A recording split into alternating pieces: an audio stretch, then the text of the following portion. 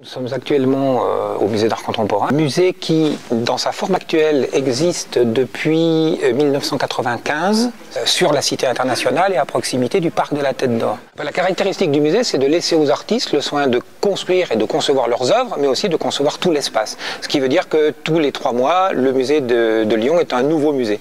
C'est le seul musée qui n'a pas d'exposition permanente au monde, donc c'est l'idée d'une découverte permanente, d'un chantier permanent. Nous avons un peu plus de 1100 œuvres. Actuellement, il y a plusieurs œuvres tout à fait importantes. L'une d'entre elles, elle est derrière moi.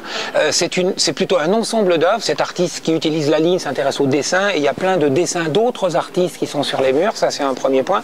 Un deuxième point, une artiste tchèque qui travaille sur toutes les contraintes que nous avons dans la vie sociale, depuis l'éducation jusqu'au code de la route. Une troisième œuvre qui est là, un travail tout à fait passionnant d'un artiste allemand qui travaille uniquement sur la mémoire, qui suit une personne âgée depuis une dizaine d'années, qui a oublié la mémoire, et il fait un travail pointilliste de tout petits dessins. C'est absolument formidable. C'est notre mémoire collective qui de jour en jour s'évanouit, qu'il est en train de mettre en scène.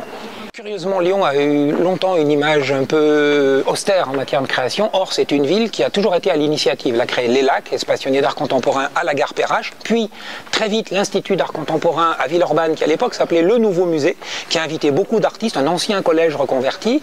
Et tous ces lieux, l'Institut d'Art Contemporain, le musée, la Biennale, l'école d'art, travaillent ensemble. À Lyon, il y a toujours eu une tradition d'aller à la recherche d'un public. Il y a eu une initiative tout à fait remarquable qui a consisté à créer dans chacun des parkings une œuvre d'art. Lyon Parc Auto est devenu, et la ville de Lyon est devenue une référence absolue en Europe, mais au-delà, puisque 1, les parkings sont propres, éclairés, sûrs, 2, ils ont de la musique classique, et 3, ils ont des œuvres d'art. Mais il y a aussi l'art dans la ville, et là, on ouvre avec les Rives de Saône, qui vont être un projet fabuleux, et une des premières initiatives importantes, ça a été la sculpture en forme de bouquet de fleurs de Chae Yong-hwa, qui est un Coréen, qui est une des traces d'une des biennales de Lyon.